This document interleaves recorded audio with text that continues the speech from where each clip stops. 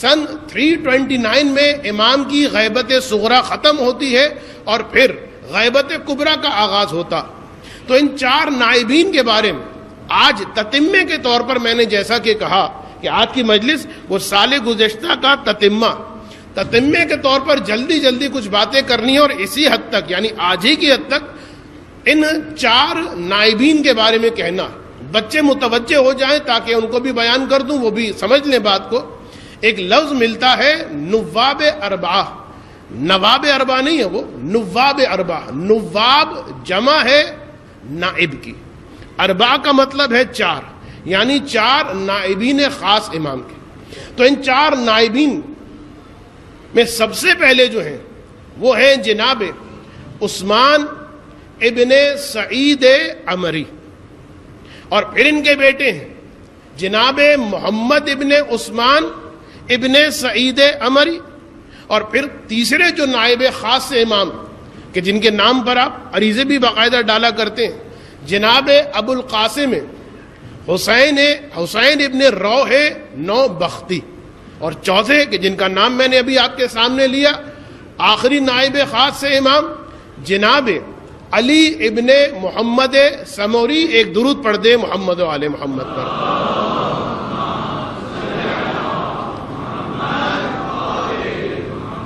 اور ان 4 کے مرکز بغداد کے اندر موجود ہے. بغداد تقریباً ایک سینٹرل ایریا بنتا تھا کہ جو لوگ مثلاً ہمدان سے آ رہے ہیں، جو لوگ آذربائیجان سے آ رہے ہیں، جو لوگ مثلاً بصرہ وغیرہ سے آ رہے ہیں، ان کے لیے تقریباً ایک آسانی تھی کہ بغداد میں آ کے رابطہ کر لیں. اس لیے کہ جناب عثمان ابن سعید عمری یعنی پہلے نائب خاص، یہ وہ ہیں کہ جو 10ویں امام کے بھی صحابی رہ چکے ہیں اور 11ویں امام کے بھی صحابی رہ چکے ہیں. بڑے سمجھ لیجئے کہ مقتدر شیعوں میں سے، فقہا میں سے، اور انتہائی اکابر افراد میں سے ایک شخصیت جناب عثمان ابن سعید کی. اور ان کے بارے میں یہ ملتا کہ ان کا مرتبہ یہ کہ ابھی میں آپ کے سامنے وہ امام کی توقیع پڑھوں گا، اس سے ان کا مرتبہ بھی سمجھ میں آ جائے گا اور ان کے فرزند کا مرتبہ بھی سمجھ میں آ جائے گا. اس سے بڑی اور زیادہ کیا عظمت کی بات ہوگی کہ باپ بھی نائب خاص ہے اور بیٹا بھی نائب خاص ہے. ایک درود پڑھ دیں محمد و آل محمد پر.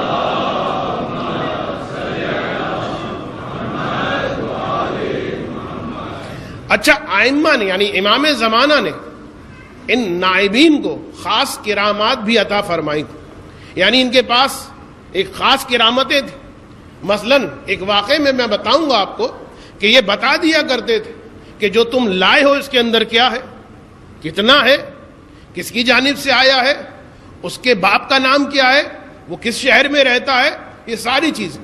یا مثلا ایک عورت نے حسین ابن روح ایک خمس کی چیز بھجوانی تھی، لیکن امتحان کے لیے کہ آیا یہ صحیح وکیل ہے امام کے یا نہیں. یہ بہت امپورٹنٹ چیز ہوتی کہ خمس صرف نکال دینا یہ آپ کی ذمہ داری کو پورا نہیں کرتا، بلکہ جو صحیح وکیل ہے اس تک خمس پہنچا دیا جائے. ایک درود پڑھ دیں محمد و آل محمد پر. آپ سے گزارش ہے کہ اگر تھوڑا سا آپ آگے تشریف لے آئیں، لیکن کس طریقے سے آئیں، وہ آگے آئیں گے تو کیمرے سے ٹکرائیں گے، یہ آگے آئیں گے تو فائدہ نہیں ہوگا. آپ ادھر والے ہی آگے آ جائیں، انشاءاللہ کوئی نہ کوئی جگہ بن جائے گی. درود پڑھتے رہیں محمد و آل محمد پر. جزاکم اللہ، جزاکم اللہ. ایک مرتبہ اور درود پڑھ دیں محمد و آل محمد پر.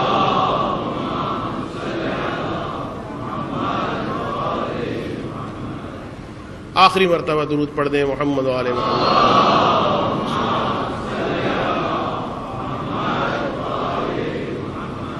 تو بہرحال 10ویں اور 11ویں امام کے صحابی ہیں. مقتدر کے زمانے میں تقریباً 5 سال، یہ نہیں، یہ حسین ابن روح کے بارے میں یہ میں نے غلط کہہ دیا. 10ویں اور 11ویں امام کے صحابی، اور ان کی عظمت یہ ہے، ایک تو وہ توقیع جو آپ کے سامنے میں پڑھوں گا، اور دوسری بات یہ کہ احمد ابن اسحاق، جب آپ قم جاتے ہیں تو قم میں ایک مسجد حسن عسکری کے نام سے آپ ایک مسجد کو دیکھتے ہیں کہ جو قم کے حرم کے ساتھ بالکل تعمیر تقریباً ہو گئی ہے، اور بڑی عظیم الشان وہ مسجد. اس مسجد کو تعمیر کرنے والے یہی احمد ابن اسحاق تھے کہ امام عسکری کے حکم سے انہوں نے اس مسجد کو تعمیر کیا تھا. تو یہ احمد ابن اسحاق یہ سوال کرتے ہیں کہ فرزند رسول یہ بتائیے آپ کے بعد، یعنی آپ سے میری ملاقات نہیں ہوتی، 10ویں امام کے پاس آتے ہیں، آپ سے میری ملاقات نہیں ہوتی، اور ہوتی بھی ہے تو بڑی مشکل سے ہوتی. بعض اوقات مجھے کچھ پوچھنا ہوتا ہے، بعض اوقات مجھے کچھ معلوم کرنا ہوتا ہے، تو بتائیے مولا میں کیا کروں.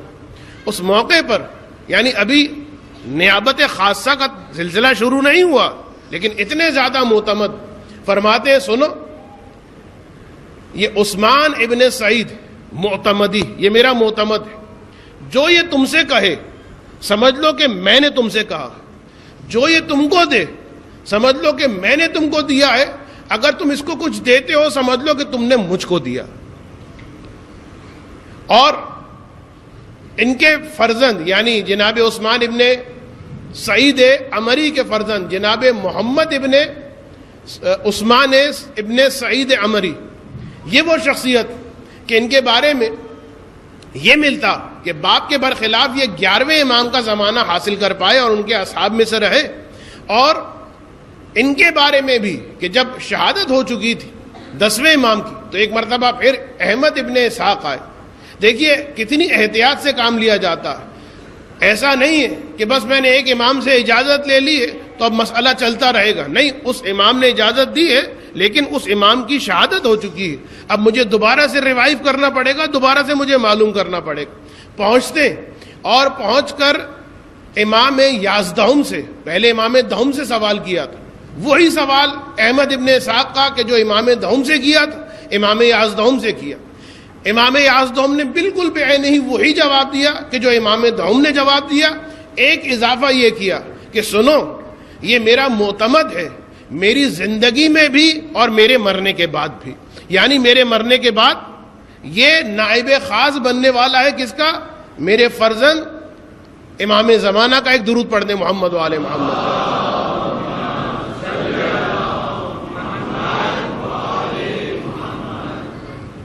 اور تیسرے جو نائب خاص ہیں، میں نے بہت جلدی بات کو آگے بڑھایا ہے، تفصیل میں جانے کا وقت نہیں.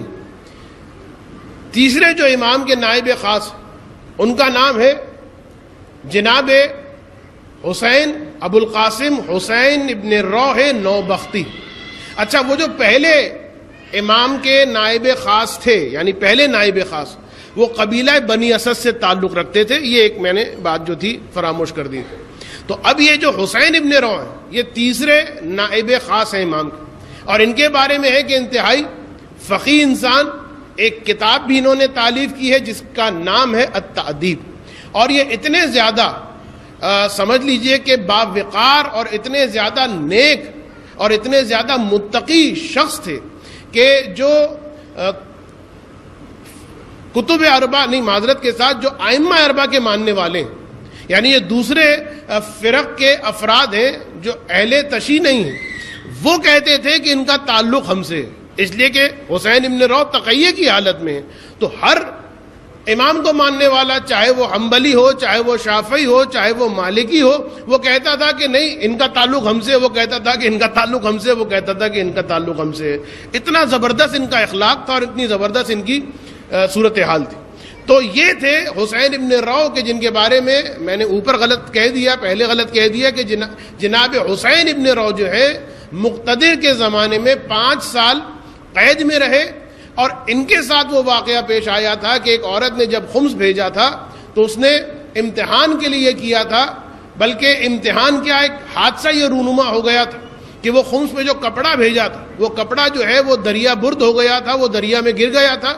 اور اس کے بعد جب وہ پریشان ہو کے حسین ابن روح کے پاس آئی تھی تو حسین ابن روح نے جب اس نے خمس کی چیزیں دینا شروع کی تو جناب حسین ابن روح نے وہ جو فہرست بنائی کہ تم نے یہ چیز یہ دی ہے، یہ چیز یہ دی ہے، یہ چیز یہ دی ہے، اس کے بعد فرمایا تم ایک چیز بھول گئی. کہا کون سی چیز؟ فرمایا کہ وہ جو تم ایک کپڑا لے کر آنا چاہتی تھی، ایک کپڑا بھی تو تھا خمس کا. شرمندہ ہو کے کہا کہ میں کیا کروں، وہ کپڑا تو دریا برد ہو گیا، وہ ضائع ہو گیا، اب میں کیا کر سکتی ہوں، بلکہ اس کے لیے میں چاہتی تھی کہ آپ سے مصالحت کروں.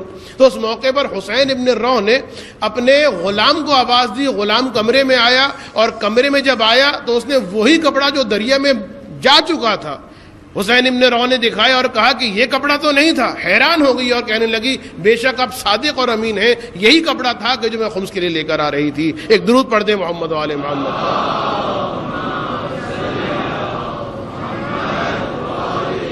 بالکل ہلکا سا ایک میں نے تعارف کروایا، فقط وہ زیادہ ڈیٹیل میں واقعات وغیرہ نہیں میں نے بیان کیے، تاکہ کم سے کم ہمارے بچے جو ہیں جان لیں کہ سچویشن کیا ہے، صورتحال کیا ہے، بلکہ اب تو میں کہوں گا ہمارے جو یوتھ ہیں وہ بھی بہرحال تھوڑا بہت اس بات سے واقف ہو جائیں کہ کس طریقے سے غیبت صغریٰ کے اندر نائبین خاص جو ہیں وہ رہے ہیں، اور آخر جو نائب خاص تھے وہ جناب علی ابن محمد سمری تھے، کہ جن کا اپنا مرتبہ ہے اور جن کا اپنا مقام ہے۔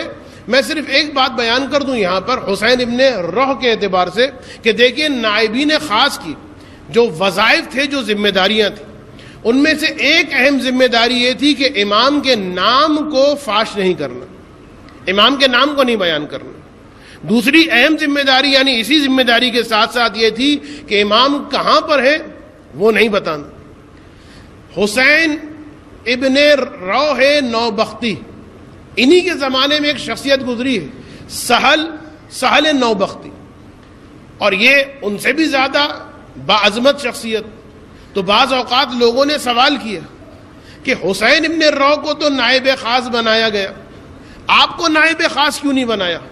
تو اس موقع پر سہل نوبختی نے جواب دیا کہ دیکھو بے شک میں فقیہ ہوں، بے شک میرا علمی مرتبہ یہ، لیکن حقیقت امر یہ کہ یہاں پر اسرار آل محمد کو محفوظ رکھنا، اور میرے ساتھ مرحلہ یہ کہ اگر مجھے فشار دیا جائے، مجھے تھوڑا سا بھی شکنجہ دیا جائے، تو میں جانتا ہوں کہ میں بتا دوں گا کہ میرے زمانے کا امام کہاں پر ہے، لیکن مجھے یقین ہے کہ حسین ابن روح نوبختی ایمان کے اس مرتبے پر ہے کہ اس کی ابا کے اندر بھی، یہ لفظ استعمال ہوا لہذا میں کہہ رہا ہوں، اس کی ابا کے اندر بھی اگر زمانے کا امام ہو، اس کے جسم کو قینچیوں سے کاٹا جائے، وہ بتا کر نہیں دے گا کہ میرے زمانے کا امام کہاں، لہذا اسے نائب خاص بنایا گیا ہے، مجھے نائب خاص نہیں بنایا گیا۔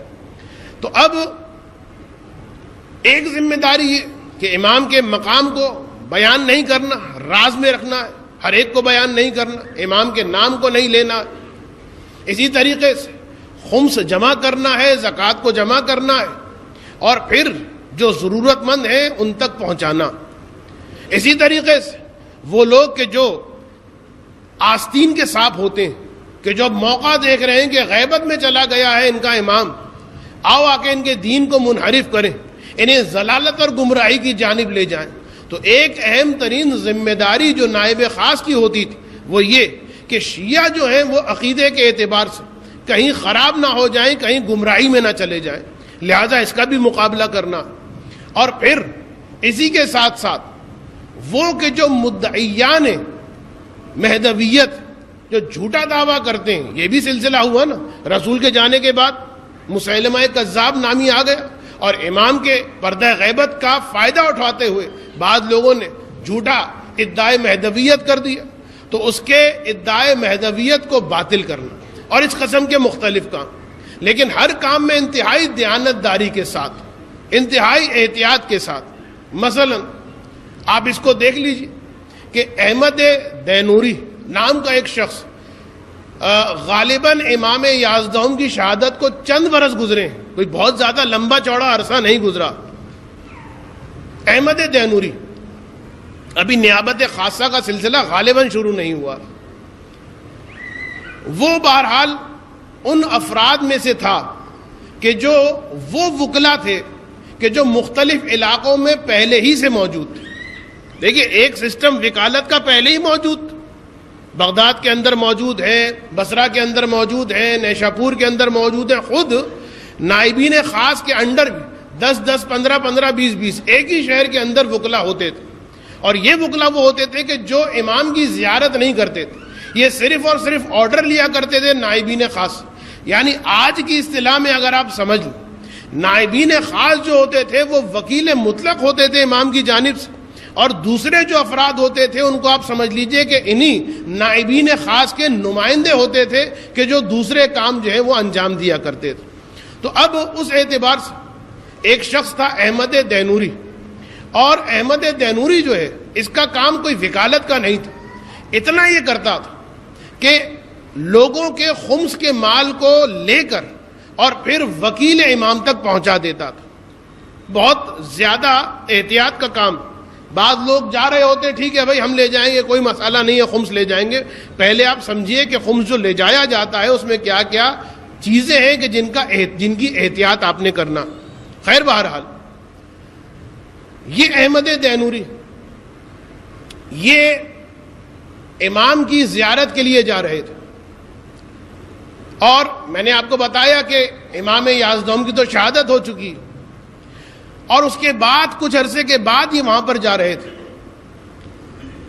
اور یہ زمانہ وہ زمانہ ہے کہ امام کے نائبین کے بارے میں ایک اختلاف سا مچا ہوا، تھوڑا سا اختلاف. لوگ جو ہے تھوڑے سے تحیر میں ہیں کہ نائب خاص کون ہے امام کا، کون ہے امام کا نائب.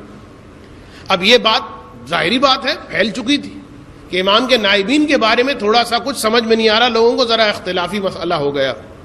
اب یہ جب آ رہے تھے تو ایران کے پاس سے جب یہ نکلے تو لوگ ان کو جانتے تھے، مومنین ان کو جانتے تھے، ان کا استقبال کیا اور کہا کہ تم جا رہے ہو وہاں تو ایک کام کرو، ہمارا خمس لے کر چلے جاؤ. اور یہ کہہ کے 16,000 دینار انہوں نے احمد دینوری کو دیے، بہت بڑی رقم. انہوں نے کہا کہ بھائی تم جانتے ہو حالات کیا ہیں، اس وقت کچھ مشخص نہیں ہو رہا کہ امام کا وکیل کون ہے، امام کا نائب کون ہے، لہذا اتنی بڑی ذمہ داری. کہا نہیں، ہم تم سے زیادہ بہتر اور کسی کو نہیں جانتے، تم سے زیادہ کسی اور پر اعتماد نہیں رکھتے، یہ ہماری خمس کی رقم ہے، یہ لے جاؤ.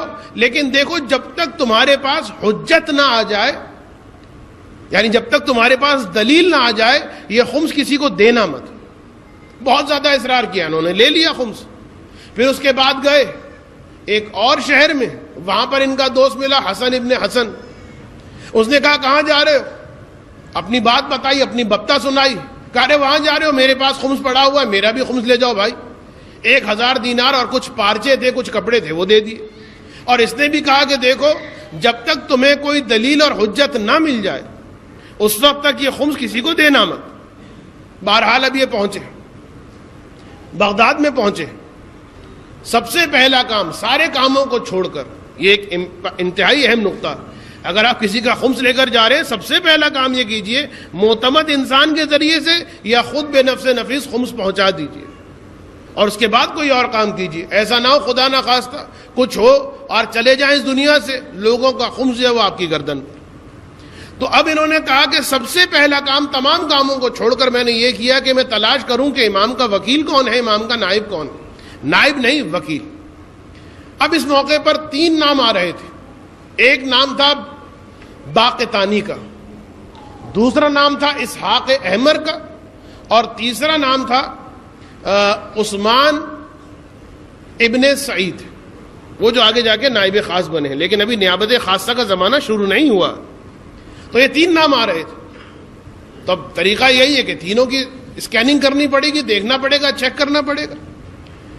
یہ کہتے ہیں کہ سب سے پہلے میں باقتانی کے پاس گیا، اس کے گھر پہ گیا کہ سنا تھا کہ یہ وکیل ہے امام کا. جب گھر میں گیا تو میں نے دیکھا کہ گھر میں بڑی رونق ہے، بڑی چہل پہل ہے، لوگ آ رہے ہیں جا رہے ہیں، لائنیں لگی ہوئی ہیں، بڑا اچھا آفس سا بنا ہوا ہے، اور جو ہے لوگ جو ہے خمس دے رہے ہیں اور سارا حساب کتاب چل رہا ہے. اور یہ انتہائی خوش اخلاق، انتہائی بظاہر پرنور چہرہ، اچھی سی داڑھی، اور مجھے بڑا سلام علیک کہہ رہے ہیں، آئیے آئیے، استقبال کیا، محبت سے بٹھایا. کیا بات ہے؟ کہا میرے پاس کچھ جو ہے وہ وجوہ شرعیہ ہے، خمس کی کچھ رقم ہے، وہ میں چاہتا ہوں کہ آپ کو دے دوں. بھائی بسم اللہ دیجئے. کہا نہیں میں ایسے نہیں دوں گا، جب تک میرے لیے کوئی حجت آپ ڈھونڈ کر نہیں لائیں گے، کوئی حجت میرے لیے مہیا نہیں کریں گے، اس وقت تک میں آپ کو یہ خمس نہیں دوں گا. کہا ٹھیک ہے، میں کل انشاءاللہ آپ کے لیے ایک حجت ڈھونڈ کے لا دوں گا. دوسرے دن بھی کچھ نہیں ہوا، تیسرے دن بھی کچھ نہیں ہوا، 3 دن گزر گئے، حجت نہیں آئی، یعنی کوئی دلیل ان کو لا کے نہیں دی گئی کہ جس سے یہ قانع ہو جائیں کہ یہی وکیل ہے امام زمانہ کے. بہرحال دل برداشتہ ہو کے یہاں سے اٹھے. اسحاق احمر کا نام رہتا تھا، اسحاق احمر کے گھر پہ گئے. ویسا ہی بڑی ریل پیل ہے، خادموں کا رش لگا ہوا ہے، لوگ آ جا رہے ہیں، اور بڑا خوش اخلاق انسان، جوان مرد قسم کا اخلاق انسان، اور آ کے بٹھا رہا ہے، استقبال کر رہا ہے. وہی سوال کہ جو باقتانی نے کیا تھا اس نے بھی کیا، اور ان کا جواب وہی کہ مجھے حجت چاہیے، اور اس کا جواب وہی کہ میں کل دے دوں گا. 3 دن گزر گئے، اس نے بھی کچھ نہیں کیا. لہٰذا اب ایک نام بچتا تھا اور بہت پریشان. 16,000 دینار، وہ 17,000 دینار سونے کے، اور اس کے علاوہ پارچے اور پتہ نہیں کیا کیا چیزیں، یہ سب کے سب خمس ہیں. کیا کیا جائے؟ ابھی آخری نام رہتا کون؟ عثمان ابن سعید. یعنی اس واقعے کے اندر ان کا نام ابو جعفر ان کی کنیت کے ساتھ لکھا گیا. ابو جعفر، عثمان ابن سعید کی کنیت. ابو جعفر، ان کے بارے میں بھی سنا. اب جب ان کے گھر پہ گئے تو جا کے دیکھا، ارے یہ تو بڑا سادہ آدمی، نہ خدام ہے، نہ ریل پیل ہے، نہ کوئی آفس کھلا ہوا ہے بڑا زبردست تھا، نہ کوئی ایسی کوئی چیز ہے. بڑا سادہ سا بوڑھا آدمی ہے، سفید سا سادہ سا لباس پہنا ہوا ہے، اور ایک بہت محقر سا کمرہ ہے، ایک گھر ہے، اور اس میں لا کے اس نے بٹھا دیا. میں نے کہا کہ بھائی میرے پاس جو ہے خمس کی کچھ مقدار ہے، اور میں چاہتا ہوں کہ اسے صاحب حق تک پہنچا دوں. ابو جعفر نے، میں اب کنیت صرف کہوں گا، نام پورا نہیں لے رہا. ابو جعفر نے فرمایا کہ دیکھو اگر تم چاہتے ہو کہ اسے صاحب حق تک پہنچا دو تو تم سامرہ جاؤ ابن الرضا کے پاس. ابن الرضا جو ہے تمہاری سلسلے میں مدد کرے گا. بہرحال یہ سامرہ گئے، اور سامرہ میں ابن الرضا کا پوچھا. ابن الرضا کے بارے میں پتا چلا. خادم نکلا اس کے گھر سے باہر، اس نے کہا کہ ٹھہریے میں بلاتا ہوں. تھوڑی دیر کے بعد وہ ابن الرضا آیا، چہرے پر جو ہے تقوی کے آثار، اور اس نے کہا کہ کیا بات ہے؟ کہا کہ یہ خمس وغیرہ میں لایا ہوں لیکن حجت چاہتا ہوں. کہا ٹھہرو، کوئی بات نہیں، ابھی تم کھا پی لو، تھوڑا حمام چلے جاؤ، نماز میں بھی زیادہ وقت نہیں رہ گیا، تھوڑا آرام کر لو، نماز پڑھ لو، اور اس کے بعد آرام سے بات ہوگی. اور پھر بہرحال کچھ پہر کے بعد جو ہے وہ ابن الرضا آیا، اور اس دفعہ جو آیا تو اس کے پاس ایک خط تھا، اور وہ خط اس نے اس کو دکھا دیا کہ یہ خط دیکھ لو. اس خط میں کیا لکھا ہوا تھا؟ وہ خط بقول اس کے امام زمانہ کا تھا، اور اس میں لکھا ہوا تھا کہ اے ابن الرضا، ابو جعفر تیرے پاس 16,000 دینار لے کر آئے گا، اور اس کے علاوہ حسن ابن حسن کے 1,000 دینار ہے. وہ جو 16,000 دینار ہے، ان 16,000 دینار کی تفصیل یہ دینار فلاں ابن فلاں نے دیے ہیں، وہ دینار فلاں ابن فلاں نے دیے ہیں، اس رنگ کا جو کپڑا ہے یہ اس عورت کا ہے، اس رنگ کا جو کپڑا ہے یہ اس قبیلے والوں نے دیا ہے. پوری تفصیل. بس یہ دیکھا، اور آخر میں لکھا ہوا تھا، آخر میں یہ لکھا ہوا تھا، یہ جملہ نہیں لکھا ہوا تھا کہ جو وہاں لکھا ہوا تھا کہ ابو جعفر کو کہو کہ جا کے وہ ابو جعفر کو کہو کہ جا کر دے دے ان کو، اور ابن الرضا کے پاس چلا جائے. یہ بات کچھ نہیں لکھی تھی اس کے اندر. لیکن ابن الرضا نے کہا کہ تم نے خط پڑھ لیا، دلیل تمہیں مل گئی؟ کہا کہ ہاں مجھے دلیل مل گئی. تو اب ابن الرضا نے کہا کہ جاؤ یہ ساری امانتیں ابو جعفر کو دے دو، یہ سارے خمس کی رقم جو ہے یہ ابو جعفر کو دے دو. اب جب انہوں نے، غالباً میں نے اشتباہ کر دیا، خط ہی میں لکھا ہوا تھا کہ ساری کی ساری رقم ابو جعفر کو دے دو، جہاں پر میں تھوڑا سا بھی اٹکا تھا. تو اب یہ جو آدمی احمد ابن دینوری، اس نے ساری رقم اٹھائی، خدا کا شکر تو ادا کر چکا ہے، لیکن اب جانا ہے دوبارہ سامرہ سے بغداد، اور ابو جعفر کو جا کر یہ رقم دینی. لیکن پہلے تو دیکھیے، یہاں پر میں اس لیے اس واقعے کو بیان کیا تھا کہ ظاہر کو نہ دیکھیے، ظاہری آفس کو نہ دیکھیے، ظاہری ریل پیل کو نہ دیکھیے، کون کتنا آرگنائز ہے، کون کتنی اچھی رسیدیں کاٹتا ہے، کون کتنا ایجوکیٹڈ ہے. اصل چیز یہ ہے کہ وہ وکیل ہے کہ نہیں ہے. اگر وہ وکیل ہے، کتنا ہی سادہ کیوں نہ ہو، خمس اسی کو دیا جائے گا. اور اگر وہ وکیل نہیں ہے، کتنی ہی لمبی داڑھی ہو، کتنا ہی اچھا ماما ہو، کتنا ہی کچھ کیوں نہ ہو، خمس اس کو نہیں دیا جا سکتا. تو اب یہ کہتے ہیں، اس لیے کہ پہلے باقتانی کے گھر کو دیکھ کر آ رہے تھے، اتنا ویل آرگنائزڈ گھر، اسحاق ابن حمر کے گھر کو دیکھ کر آ رہے تھے، اتنا ویل آرگنائزڈ آفس، اور پھر اس کے بعد ابو جعفر کا وہ محقر سا گھر، وہ سادہ سا لباس، وہ سادہ سا انسان. تو اتنی خاص کوئی ویلیو تو نہیں دی تھی. لیکن اب جو پتا چلا کہ امام زمانہ نے فرمایا ہے کہ جو کچھ تمہارے پاس امانتیں ہیں یہ ابو جعفر کو جا کے دینی ہے، تو کہتے ہیں کہ اب جو میں ابو جعفر کے پاس گیا عظمت ذہن میں تھی، انتہائی احترام کے ساتھ معلوم ہو گیا کہ ان کا مرتبہ کیا. تو ایک مرتبہ میں نے ابو جعفر کو وہ ساری کی ساری چیزیں دی. ابو جعفر نے کہا کہ تم ٹھہرو، میں ایک دو دن کے بعد جو ہے تمہیں اس کی رسید لا کے دے دوں گا. اور اس کے بعد رسید لا کے دی، اور وہ خط جو امام نے دیا تھا وہ خط بھی دے دیے کہ جس میں لکھا ہوا تھا کہ کس کی چیز کیا ہے، کس کی چیز کیا ہے، کس کی چیز کیا ہے. اب لوگ انتظار کر رہے تھے. یہ دینوری، میں ختم کر رہا ہوں تقریر کو، یہ دینوری واپس جب پہنچا اور لوگوں کو خوشخبری سنائی کہ الحمدللہ تمہارا جو خمس تھا وہ صاحب حق تک پہنچ گیا، اور دیکھو اس کی دلیل یہ ہے. سارے لوگ، پورا مجمع کھڑا ہوا تھا، دیکھو یہ خط آیا اور اس خط میں لکھا ہوا. اب اس نے پڑھنا شروع کیا کہ دیکھو امام نے لکھا کہ اتنا خمس فلاں ابن فلاں کی جانب سے، یہ پارچہ فلاں ابن فلاں کی جانب سے، اور پوری تفصیل جب اس نے پڑھ لی تو ایک مرتبہ مجمع میں ایک نوجوان کھڑا ہوا تھا. اس نے ایک چیخ بلند کی، بے ہوش ہو کے گر گیا. لوگوں نے اس کو اٹھایا، کیا بات، کیوں بے ہوش ہو گئے؟ اس نے کہا کہ مجھے خدا کا شکر ہے، پروردگار نے مجھے ایک صحیح دین پر اور صحیح مذہب پر رکھا ہے، اور مجھے یقین ہو گیا کہ یہ زمین پروردگار بغیر حجت خدا کے خالی نہیں رہ سکتی، اس لیے کہ اس فہرست میں ایک ایسا نام پکارا گیا ہے، ایک ایسے صاحب خمس کا نام پکارا گیا ہے کہ جس کا نام صرف میں جانتا تھا یا میرا خدا جانتا تھا. یعنی اس نے بھی امتحاناً لکھا تھا، یعنی نام بھی نہیں بتایا تھا، صرف وہ امانت دے دی تھی، اور امام نے اس کا بھی نام بیان کر دیا کہ یہ خمس کس کی جانب سے آیا. ایک درود پڑھ دے محمد و آل محمد پر.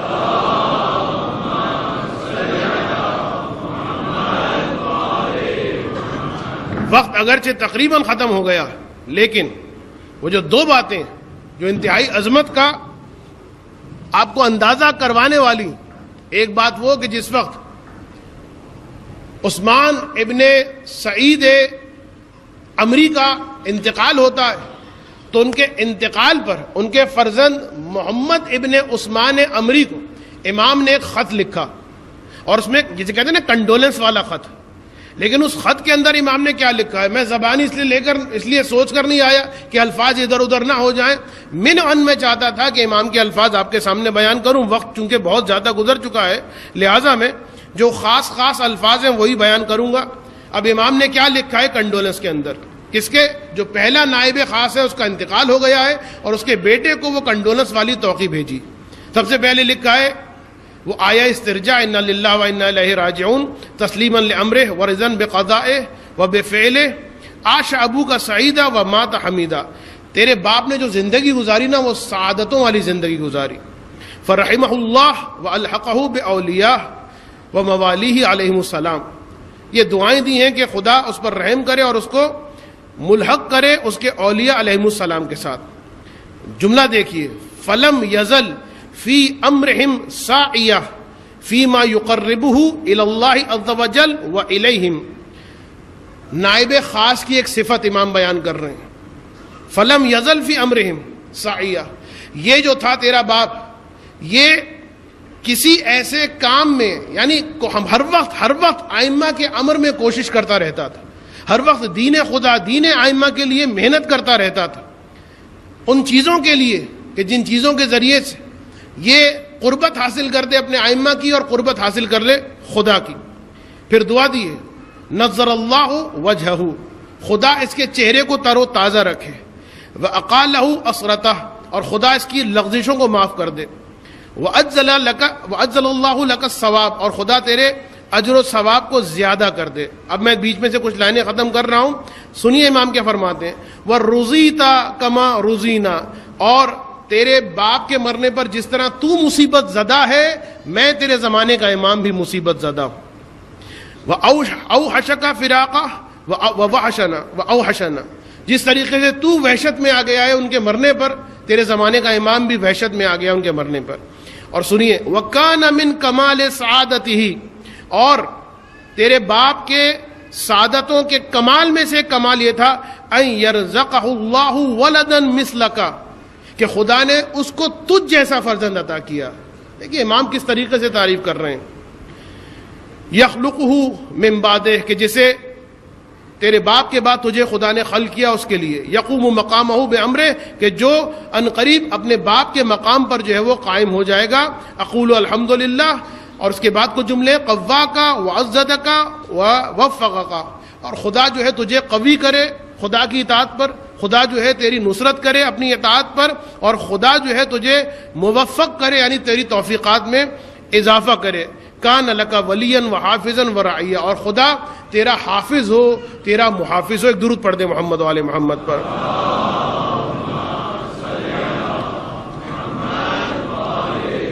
اور چونکہ تقریر میری ختم ہو رہی ہے اسی کے اعتبار سے وہ جو آخری امام کے نائب تھے جناب علی ابن محمد ساموری، ان کے بارے میں امام نے فرما دیا تھا، توقیع ان کے پاس آئی تھی، اور ان کے انتقال کے بعد جو ہے غیبت کبریٰ کا زمانہ شروع ہوا تھا. وہ جو توقیع آئی تھی اس میں امام نے فرمایا تھا اعظم اللہ اجر اخوانک فیک، کہ میں تعزیت اور تسلیت عرض کرتا ہوں تیرے بھائیوں کو تیرے بارے میں، یعنی بھی زندہ ہیں تیرے بھائیوں کو تیرے بارے میں. فإنک میت ما بینک و بین ستۃ ایام، اس لیے کہ تو 6 دن کے اندر اندر جو مرنے والا. فجمع امرک، بس اپنے جو امور ہیں ان کو جمع کر. ولا توصی الی احد، اور اب کسی کی طرف وصیت نہ کرنا کہ میرے بعد جو ہے یہ نائب بننے والا ہے. فیقوم مقامک بعد وفاتک، کہ پھر وہ کھڑا ہو اور ادعائے مثلا نیابت کرے. فقد وقعت الغیبۃ التامہ، اب غیبت کبریٰ جو ہے وہ شروع ہو چکی ہے. فلا ظہور، یعنی یہ جملے مصائب کے ہیں بھائی ہمارے لیے، یہ جملے واقعی مصائب کے لیے آخری جملے. فقد وقعت الغیبۃ التامہ، غیبت کبریٰ شروع ہو چکی ہے. فلا ظہور الا بعد اذن اللہ تعالی ذکرہ، اور اب میرا ظہور نہیں ہوگا مگر اس وقت کہ جب خدا مجھے اجازت دے. وذالک بعد طول الامد وقسوۃ القلوب وامتلع الارض جورا، اور یہ اس وقت ہوگا، میرا ظہور اس وقت ہوگا کہ جب ایک طولانی مدت گزر جائے گی جس کے بعد انسان کے قلب جو ہیں وہ شقی ہو جائیں گے. وامتلع الارض جورا، اور زمین ظلم اور جور سے بھر جائے گی. وسیاتی من شیعتی من یدعی المشاہدۃ، اور ان قریب میرے شیعوں میں سے کچھ آئیں گے جو ادعا کریں گے کہ ہم نے امام کو دیکھا ہے.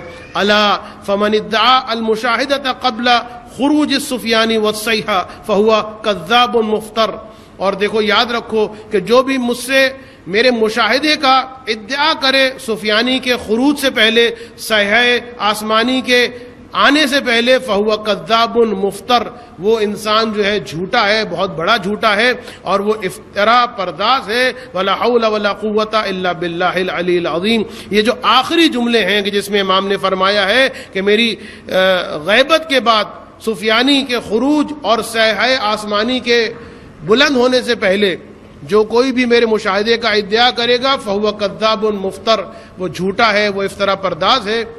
یہ ایک جملہ ایسا ہے کہ جس کی شرح میں صرف میں یہ کہوں گا کہ جو ملاقاتیں امام زمانہ کے ساتھ ہوئی ہیں ان کی توجیہ کیا ہے انشاءاللہ العزیز آنے والی تقاریب میں بیان کروں گا.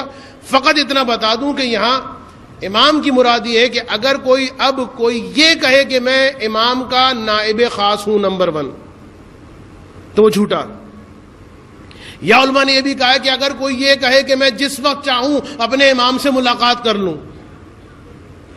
جب چاہوں 8 بجے ناشتے پر بلا لوں، ہوا ہے نا ایسا، جب چاہوں میں چھلا لے کر آ جاؤں، جو ایسا کہے گا کذاب مفتر، وہ جھوٹا، وہ افترا پرداز ہے. سوچئے یعنی آپ اب تصور میں لے کر آئیے، ہزار سال سے کتنا عرصہ گزر چکا ہے، کتنا عرصہ بیت چکا ہے. میرا مولا کب سے انتظار کر رہا. امام کو انتظار ہے تو کس چیز کا انتظار ہے؟ زینب کی جو چادر لٹ گئی تھی، حسین کے سوکھے گلے پر جو خنجر چل گیا تھا، اور جنہوں نے عید کا اعلان کیا تھا، جنہوں نے خوشیاں منائی تھی، وہ اور وہ لوگ کہ جو آج بھی یزید کو رضی اللہ تعالیٰ عنہ کہنے کے اوپر تلے ہوئے ہیں، اور وہ لوگ کہ جو حسین کے قتل ہو جانے پر خوش ہیں، راضی ہیں. امام کو انتظار ہے کہ کس وقت ظہور ہوگا اور کس وقت میں اپنے جد حسین کے خون کا انتقام لوں گا.